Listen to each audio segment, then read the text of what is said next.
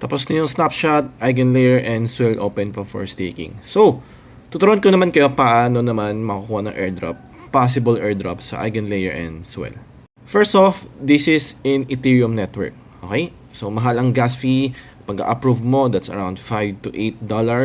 Pag swap mo, pwedeng mag-range yan from $10 to $40. So, depende yun kung congested yung transaction sa Ethereum. First off, kailangan meron kang Ethereum sa Ethereum network. Kasi lahat ng eigenlayer, swell, lahat yan sa Ethereum yan mangyayari. Okay, so punta kayo sa app.swellnetwork.io.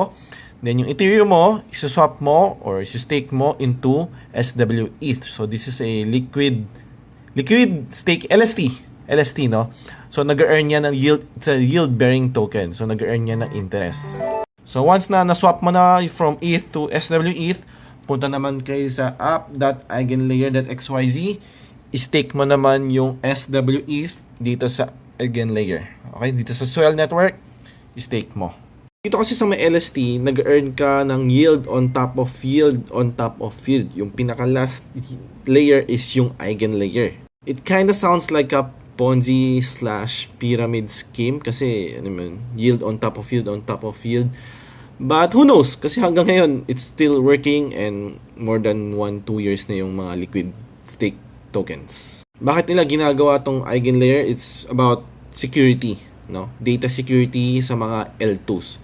Para mas less, hindi na kailangang isipin ng mga L2s about sa security. Kasi nga, if nag-stake ka ng ETH, ginagawa mo liquid stake, sinisecure mo din yung ecosystem, yung blockchain, yung Ethereum.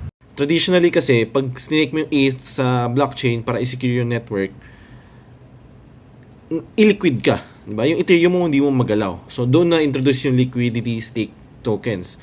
So, para yung snake mong ETH sa pag-secure na network, ay magagamit mo pa sa ibang paraan. Pwede mo ipa-borrow, pwede mo ipa-lend.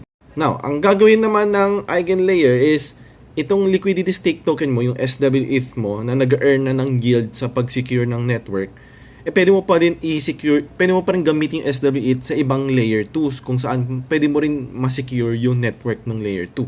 And then, yung makukuha mong another liquidity stake, restake na token, yun ang tawag ngayon, restake token. Yan yung magiging isa sa mga word of the year for the 2024. Yung restake token mo, pwede mo ulit gamitin ipa-lend, borrow, etc. I know it sounds complicated, no? Because it is complicated. So, kailangan mo muna pag-aralan bago mo ipasok yung mga ganito.